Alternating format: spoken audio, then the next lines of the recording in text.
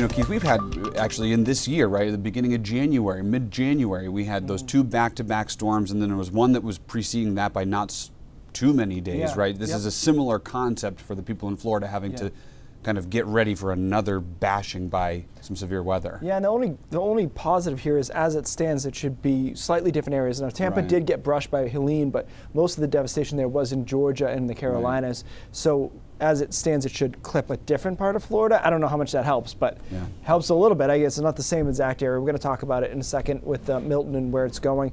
Here in Maine, just a cloudy, showery day, right? We had some heavier stuff earlier in the day, and then we got into just a kind of a dreary afternoon after that with the showers still around. Hour-by-hour forecast showing those showers continuing off and on and temperatures staying in the 50s, kind of raw out there. Some drizzle, too, along the coastline.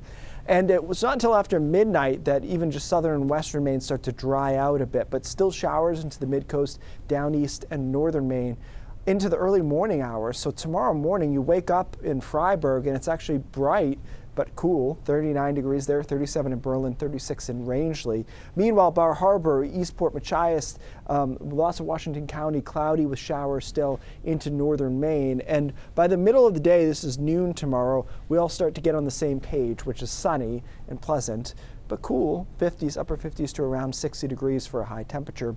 We're kind of unsettled through the first half of this week. So Wednesday we have a pop-up shower. I think there's some sun in here too, upper 50s to around 60, but you see those showers popping up in the afternoon.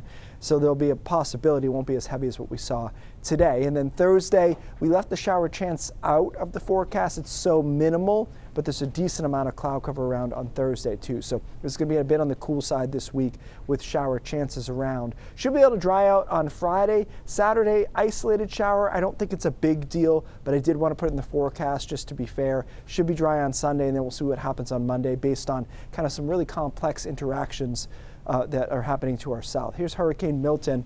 180 mile per hour winds now, up 5 miles an hour. Gusts, 220 miles an hour. Category 5 hurricane moving east at 10 miles an hour.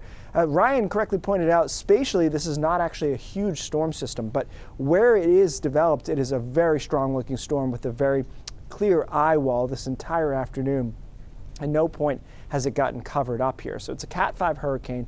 There are mitigating factors here as far as shear and dry air, but I'm not sure it's enough to knock it all the way down to a 3. The National Hurricane Center does officially have a 3, but it probably would be a high-end 3 or a low-end Cat 4 when it makes landfall, and that would be on Wednesday evening. So that's going to be a big deal for them. Talking about storm surge, to bring it full circle here, we're talking 9 to 12 feet of storm surge in a lot of spots. That's the imminent threat. This should not be as much of a flood threat, Chris, as the last one, because it will not be stalling out.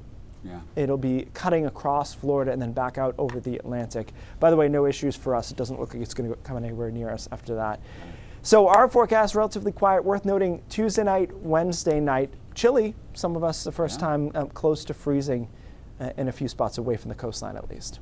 Okay, good to know. If you haven't brought the plants inside by now, right? It's about time to do it. Yeah. Thanks, Keith.